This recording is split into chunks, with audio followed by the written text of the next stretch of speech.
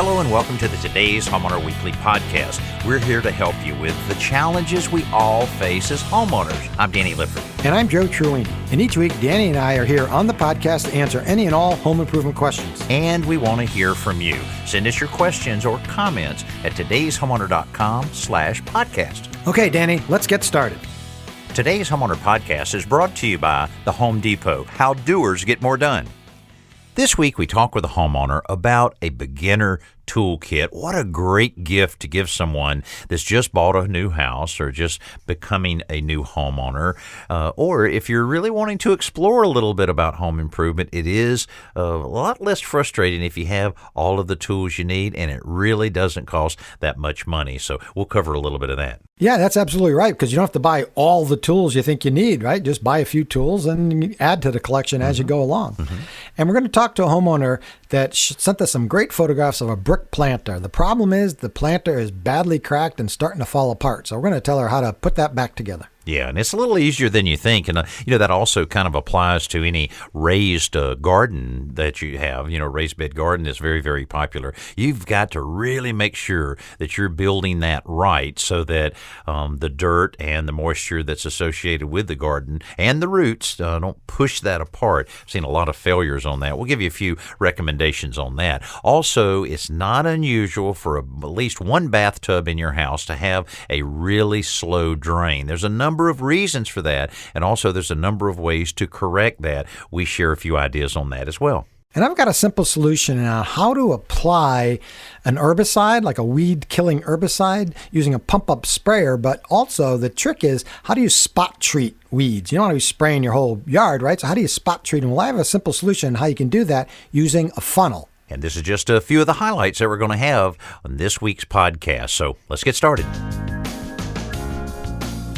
We're talking about mosquitoes, and boy, when you start digging into some facts and things about getting rid of mosquitoes, you realize there's a lot of myths out there, a lot of things that don't work. Now, some of the things we found that it's proven without a doubt that can maybe save your summer cookout.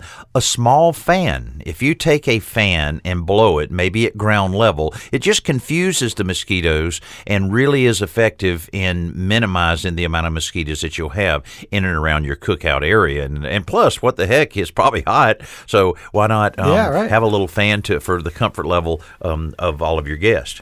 Yeah, and if you have any kind of covered porch or anything like that you spend time in, get one of those outdoor ceiling fans. Make sure it's rated for outdoor use, because creating just that enough wind, because if you think of a mosquito, right, it's a teeny tiny thing that weighs almost nothing. It only takes a little bit of wind to sort of throw it off balance, and so it can't fly where it needs to go.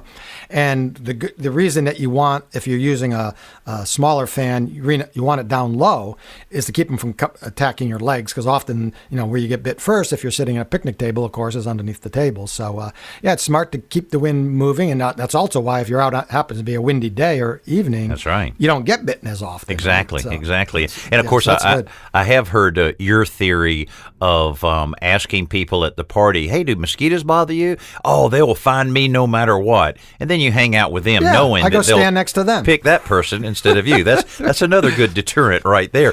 No standing water. You may have some little trays here or different things around that, a little rainwater will accumulate in. Make sure you don't have that. But if you have a pond, like a water feature, you need to keep that water moving all of the time. Or if it's a still type of pool like that, then larvicide is something that you can put in the water. It will not kill the fish, but it'll stay on the surface of the water and it'll kill all the mosquito larvae. Or mosquito dunks, which are little donut-shaped little biscuits that'll last for about 30 days. You drop them in there again, won't harm anything. That certainly will help a good bit. Something I found out about recently, Joe, instead of using a bug spray with DEET, you use one with oil of lemon eucalyptus.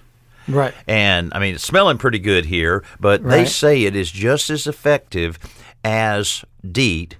and is certainly a lot more environmentally friendly. And Wow. so that's something to think about next time. And it comes in traditional spray bottles and so forth. Right. Another thing that I like a lot, because if you're outside, you're probably grilling a little bit, and smoke by itself will help deter a lot of mosquitoes. But if you have a little rosemary, a lot of people have rosemary plants in their yard, which are just they smell so good, and you can cut little sprigs of that, soak it in water, and then when you take the hamburgers off, throw the rosemary on the hot grill, and that smell, again, not only does it smell great, but that's also a great deterrent for mosquitoes. That's good to know. To prevent that. So several things here that do work. Okay, what about some things that don't work? Don't work, right? Citronella candles are no more effective than any other candle at keeping mosquitoes away. I mean, candle smoke in general may have a limited effect, but citronella candles, nope, they do not work. The scientists have proven it. And the odd thing is, they've never worked. There's never been a study, and they continue to sell them, and people continue to buy them. I mean, I think psychologically, if you've got something over there burning, even though you're still swatting and everything, it's something psychological maybe. Well, I remember when we used to go camping, they used to sell, and maybe they still do, it looked like the top of an electric range, right? Like this circular gray flat, right? Yeah, and you'd light it in the middle, and it would burn in a circle. But it wasn't citronella, and I think it was basically the same thing. If you just create smoke, it would just drive. So you could just set the picnic table on fire. You probably would have gotten the same effect. But really, it's just the smoke or the flame from the candle. It's not the citronella itself that has anything to do with the mosquito. Exactly. Hey, another thing I've heard people talking about spraying garlic, and I know How do you spray garlic? I guess you just mince it up, and I don't know, but okay, it will make your house, it'll make your yard smell like a great Italian dinner, but that's pretty much all it'll do. It attracts Italian mosquitoes. Yeah, mosquitoes, sorry to say.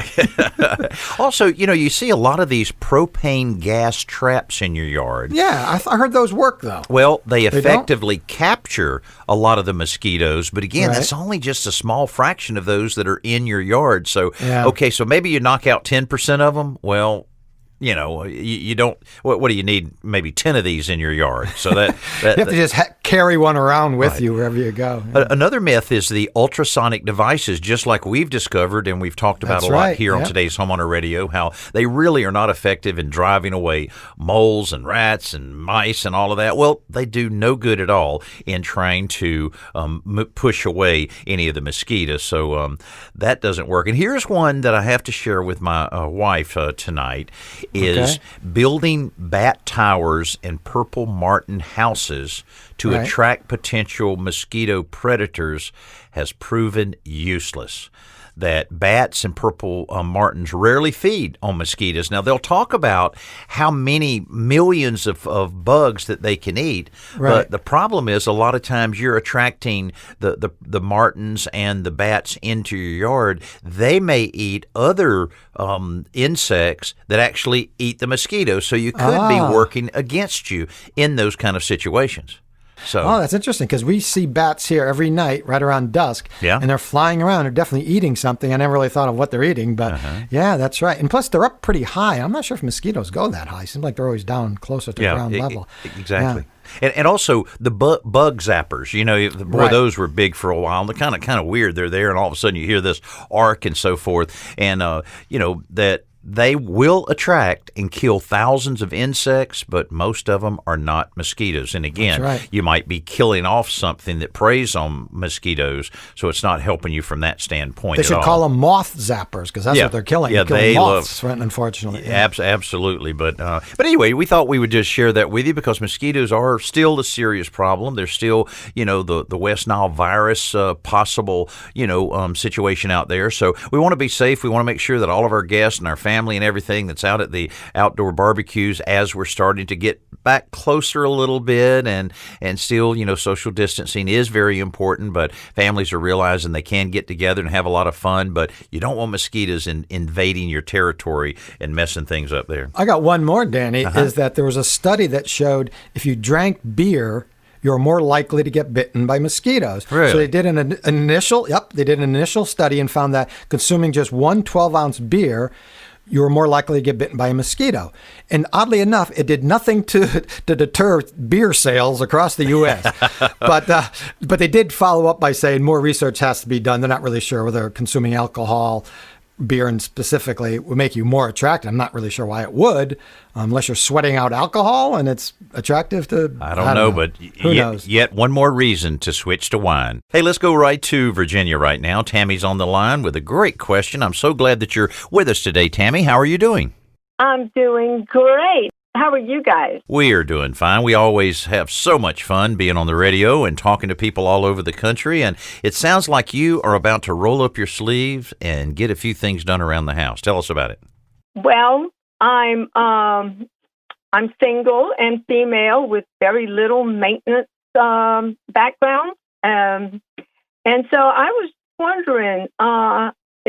I would like to start building a basic homeowner's toolkit so I can do very easy do-it-yourself projects by myself instead of having to hire someone. Great. So what are your recommendations? Okay, well, certainly we're so glad to get your call because there's a lot of people that are in the same situation, and not that you have to take on big, giant projects or tear walls down or anything like that to truly have that gratification that comes along with doing a few things around the house. You know, a lot of times I think about like a loose doorknob. Okay, you got a loose doorknob. Every time you go through that door, you kind of cringe a little bit, and then all of a sudden you pull out your Phillips head screwdriver, and about 20 seconds later, that problem is solved. I don't care how minor or how big something is like that. It definitely works out very well. Well, we'll go through this with you between Joe and I. We can so get your pencil ready. I'll tell you one of the first things I would do is really look at a very good toolbox or tool bag. There's a lot of those really nice heavy-duty canvas bags that are kind of cool that can pretty much take care of everything you need there. And I know Joe is going to go straight to the cordless tools. Yeah. Well, Tammy, the great thing about this, Tammy, is that unlike some endeavors with home improvement tools, you can start off small. You don't have to. There's nothing where we're going to say, okay, the first thing you have to do is spend like $500 to get started. You can spend $50 or $25 to get started, and just continually add things, add tools to your kit as you expand not only your skills and your knowledge, but also the projects themselves. So I would start off with a basic hand tool kit. And you can usually buy them. They're much more affordable if you buy them in a kit. Like instead of buying one screwdriver, buy a set of at least, let's say, 4 screwdrivers. Or what I would suggest is a multi-kit. Well, it seems like we have a little drop-off with Joe right now. Tammy, sorry about that. No worries. I'm in a studio in Mobile, Alabama, and he's in his studio in Roxbury, Connecticut. So there's a little bit of interruption there, but getting the pack of screwdrivers definitely is something you'll use a lot, and also a small socket set. Just yesterday, my wife was assembling some patio furniture and bought a small little socket set. She absolutely loves it. She says she wished she had had that, but she's using open-end wrenches to do some projects. You'll just end up busting your knuckles, and it's terrible. So just a small socket set is recommended. Also, pliers and adjustable pliers, particularly vice grips, is something that you'll find that you'll use quite a bit. And on the cordless tools, you can get some very small, easy to handle, lightweight cordless tools that could include a small circular saw, a small jigsaw, and of course a sander and a drill. And just those few little things there is all you really need in order to do the vast majority of any project that you take on around the house. And but you know what's going to happen is once you get this basic toolkit, then you'll be wandering around the tool aisle of Home Depot all the time, picking up a nail punch, and you're going to get the rasp, and you're going to get the file, and that's inevitable, but it's a heck of a good collection because it'll save you money the rest of your days. Well, I appreciate all of those hints, and I tell you something else I really appreciate is those monthly maintenance checklists. Oh yeah, that's on your website. Those have just been a godsend with helping me just stay on top of all of the to-do lists of a homeowner. Boy, they're great reminders of just some of the things that you might let slip by, and all of them are pretty manageable. So I appreciate you saying that, and I certainly appreciate you being a part of the show today. Well, thank you. Y'all have a great day. Okay, you as well, Tammy. You take care. Thank you, Tammy. Take Right. care. All right. Well, that's always good when you see someone that's starting to peek into the world of home improvement and maintenance. And I think we're going to hear from Tammy again, don't you think, Joe? Yeah, I hope we do. After she gets all her hand tools, and she'll call us back regarding power tools. And one thing I wanted to mention, Tammy, is I've often found that if you go to the fishing aisle, which I'm almost always in the fishing aisle in a store if they have one, but they sell, there's a company called Plano, Plano, and they sell all sorts of, first they start off selling tackle boxes, but they sell these little like trays that they're clear plastic, and they're for putting hooks and lures and different, but they're great for storing small hand tools, but especially fasteners. So you can get one, it's relatively small. It's only like 1.5 inches thick, and it's divided into 10 or 12 sections, and you put in all the different size screws. So when you need a screw, you just grab the whole, you're not looking for one can of one size screw. You pull out this whole tray, and you've got everything you need. Right now, we're going to check in with Linda is on the phone with us. Linda, welcome to the show. Hey, Danny. Yes, I have a couple of questions for you. Okay, I see that you sent some pictures, and I appreciate that because we can see exactly what's going on. And for our listeners, we have a brick planter here, a very attractive planter. When you utilize bricks for something like this, it's always nice. And you got quite a few plants in there as well. But describe what's happening to the outside of that planter. Yes, the outside wall of the planter part is separating, and the bricks are separating. The lower part of that is solid brick and concrete, probably. So the house is up off the ground because it's an older home, and so coming up to those planters is concrete, and there's a crawl space underneath. I see. Okay. All right.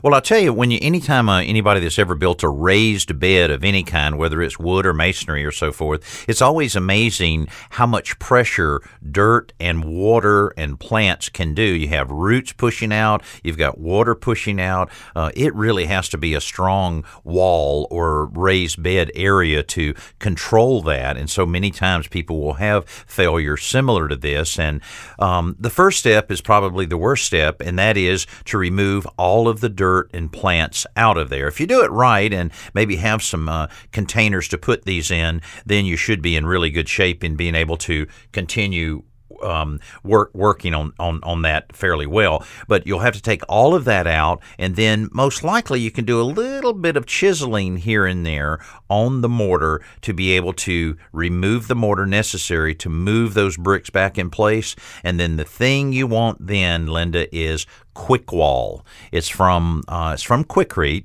and you can go to quikrete.com and look up Quick Wall. And it's basically a material, a waterproofing, strengthening material that you can apply to the inside of this planter that again will protect, keep the moisture in and still allow the strengthening that you need on that outside wall. I mean, I've seen tests where they've actually just stacked blocks right up, spread this on it without any mortar between it, and it'll end up being just as strong. It's fiberglass and reinforced and does a really, really good job. So that's what I would recommend on that, Linda. You got a great start to a beautiful garden here, but just a little bit of work there will take care of it. Joe, I had a house one time that I had to put some extra piers under, and I used the Quick Wall on the side of that. I was a little dubious, like everybody is when you're trying a material like that, but it was amazing the strength, the coating, and the encapsulation strength that had because of that fiberglass reinforcement. Very, very, very significant.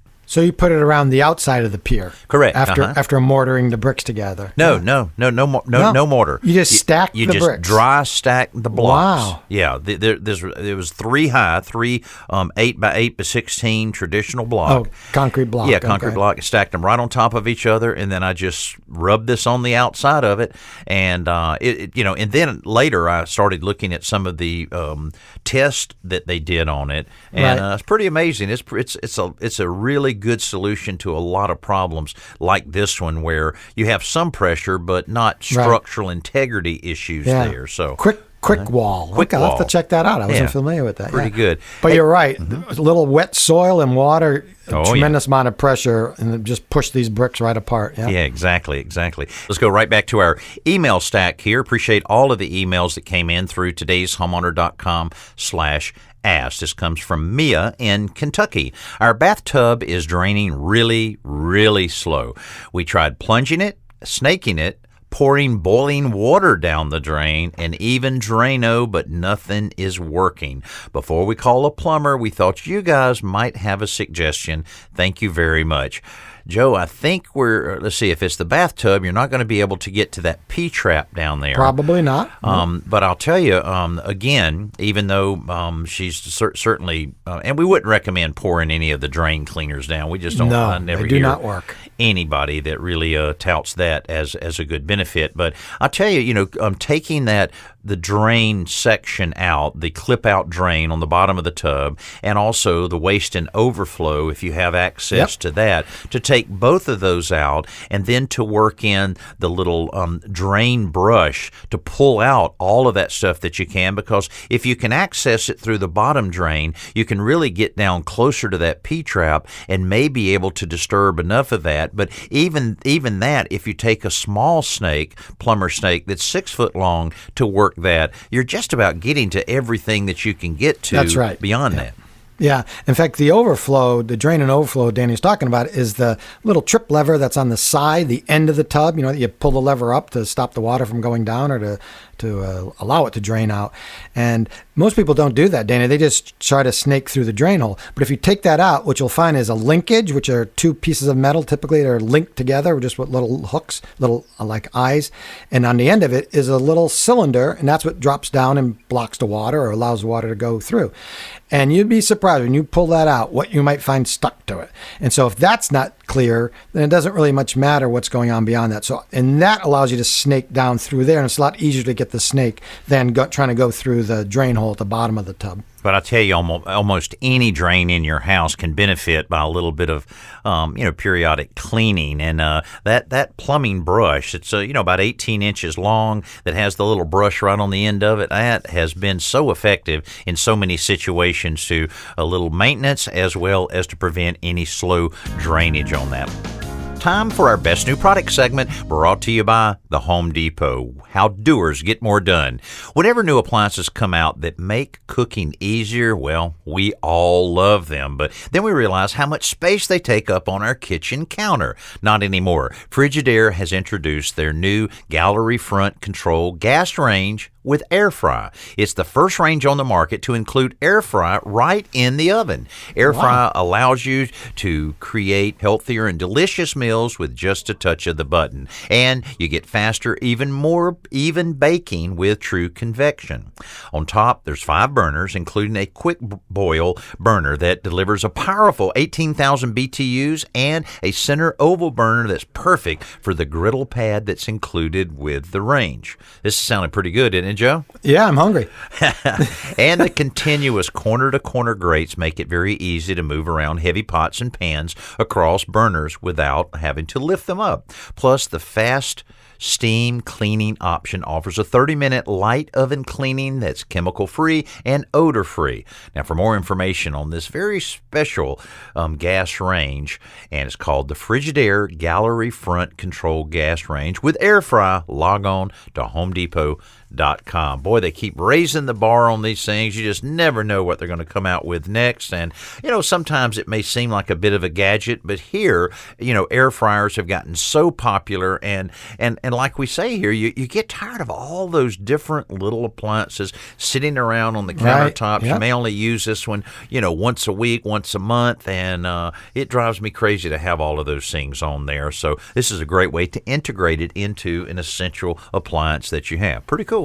Paul from Indiana asked, I'm shopping for a new cordless drill and have seen some combo kits that include the drill and an impact drill. What is the difference and why would I need both tools? I enjoy working on my home, especially making small repairs and improvements, but I'm no expert. Well, Paul, that's okay. You're headed in the right direction. And Joe, that's one of those tools, and Joe does a lot of tool reviews and does a great job in really evaluating different brands and different tools and so forth. But, when you're talking about a traditional drill driver and you're talking about an impact driver, I think impact driver, people for many years related that to automobile work where you really needed that strength and so forth. But I'm telling you, we've been working all week building a deck for an upcoming episode of our television show. An impact wrench like that, when we're putting the lag bolts in to hold the ledger board, when we're putting different bolts, when we're putting the screws in the deck, man, is that ever a handy tool to have. Yeah, absolutely. What Paul's referring to, I think he called it an impact drill. It's an impact driver. And then they make impact wrenches. An impact wrench is more of what you would think of like in a garage where they're taking the tires off your car, right? But for the impact driver, it's essentially for driving screws. So, a drill driver, what most people just refer to as a cordless drill, is really a drill driver because it drills holes and it drives screws. So it does both things. So if that's the case, then why would I need an impact driver that primarily is used for driving screws? Well, if you're driving a lot of screws, that's the reason you need it. Not to mention, if you buy a combo kit for two tools, you get a cordless drill and an impact driver. It's pretty affordable, and they share the same battery. It usually comes with 2 batteries. But the main difference are 5 advantages that an impact driver has over a regular cordless drill. And this is regardless whether it's an inexpensive tool or a really super expensive professional grade tool. First, an impact driver has a faster motor, so it runs at higher speeds, has much higher torque, meaning power, usually 2 to 3 times more power than the drill would have, has almost virtually eliminates cam out. Cam out is the term for when the bit skips or slips out of the screw head. So it virtually eliminates cam out. It's also shorter and more compact, so you can fit it into smaller spaces. But the real advantage is that there's something that the engineers called reactionary torque. Reactionary torque is if you ever use a powerful drill and the bit gets stuck in the hole and you feel like your elbow is going to get ripped out of your arm, that's reactionary torque. It twists your arm, your elbow, your wrist. And with an impact driver, you don't have that because it's combining rotation with impact, meaning almost like a hammer drill. So that's the reason, even if you're starting off as a DIYer, you would need both tools. And I would highly recommend getting both. And I actually think that term could be very useful in getting out of some jobs that your wife may want you to do. Is you just kind of hold your shoulder a little bit, and honey, I've got reactionary torque in my arm, and I'm afraid that I cannot proceed with that taking out the garbage can today. You know what else is a good example of reactionary torque? When she hits you with the rolling pin in the top of your head. She's reacting to your torque problem by banging you on the head. You got to move quick. You got to move quick when you're in that situation. We've got plenty of great shows lined up and hope you'll join us on the Today's Homeowner television show as well. Now, one of the features on our Today's Homeowner television show is the same as we feature here, our simple solution. There, it's video. Here, it's Joe live telling you a brand new simple solution. All right, Danny, a pump-up garden sprayer is a great way to apply weed-killing herbicides to your lawns or flower beds or anything like that. But often you might want to spot treat a particular weed, right? And the sprayer, unfortunately, has a pretty wide spray pattern. It makes it difficult to apply the herbicide with any kind of pinpoint accuracy. So here's how to solve that problem. Get a small plastic funnel. In fact, I went to the home center and I bought a little kit and it had 4 funnels in it. And the smallest size was perfect for the pump-up sprayer I had. I had to trim off the sort of the narrow part of it. And then I just slipped it over. It was a friction fit, but I guess you could always tape it or whatever. I slipped it over the end of the sprayer. And so now you just sort of hold the funnel right over the weed, give it a little squirt, and you're not spraying it all over the place where you don't need it, but you just really, with some accuracy, spot treat weeds in your garden or, like I said, in your flower bed. And it not only saves you time, but also, of course, saves you material because you're not spraying it all over the yard. Well, that's a great idea, and we've been battling some weeds that have popped up through some brand new sod that we put down, and you do want to isolate it because you got brand new sod. Right. So that's a great tip I'll share. And you don't want to put the funnel back in the kitchen, by the way. So make sure you know what I mean. Put a big black X on it or something. Make sure it stays in the shed or in the garage. Now it's time for our podcast question of the week, and you can send us a question anytime by going to todayshomeowner.com/podcast. Robert in Massachusetts writes, 10 years ago, our basement was flooded a few inches deep. We ended up with some efflorescence. I removed it with a diluted 20% muriatic acid substitute. Then I scrubbed the floor with water and painted it with waterproof paint. The efflorescence did not come back, but the paint started blistering off. Now, I've done this a couple times since with the same results. What am I doing wrong? Or better still, what should I do going forward? Another kind of frustrated homeowner there. And, well, Robert, I'll tell you, first of all, it's time to go after some really quality bonding primer. And, Joe, I think, removing as much of the paint that's blistering off is extremely important. And, of course, if you're talking about a basement area like that, there could still be some water, infiltration that's bubbling up through that's causing that paint to peel off. Yeah. So I wonder if they should maybe use something other than just a bonding primer. Yeah, first, I'm not sure why you'd be painting a basement floor other than to make it look a little nicer and keep the dust down, but you can be sure it's going to wear off. First of all, painting concrete, you'll be walking on it, dragging stuff, but there's almost always moisture coming through from the ground below, through the masonry, through the concrete slab, and that's going to blister the paint. So he's going to have to remove the paint or clean it, get it as clean as he can, and make sure there's no blistered. And the only product, if he wants to repaint, the only thing I could suggest is Dry Lock makes a product called Extreme Masonry Waterproofer. It's a white paint, for lack of a better word, is a waterproof paint, and it's specially formulated for places you wouldn't think you could use paint, including even like swimming pools, retaining walls, cinder blocks, concrete, bare concrete, stucco, brick, anything like that. And it's not cheap. It's about a 5-gallon pail. If you need that much, is about $125. But that's what I would recommend. And it's been proven to stop water at a 12 psi, so 12 pounds per square inch of pressure. This apparently keeps back. And according to Dry Lock, that's equivalent to a wall of water 26 feet high. I don't know what that means exactly, but the point is it holds back water much better than whatever paint he had put on there. So maybe it won't blister off. So go to Dry Lock, and that's spelled DRYLOK. There's no C, Dry Lock. Go to drylock.com and check out this product. There you go, Robert. We've pointed you in the right direction. Still a little work ahead of you, but once you get it all locked in like that, you shouldn't have any other problem.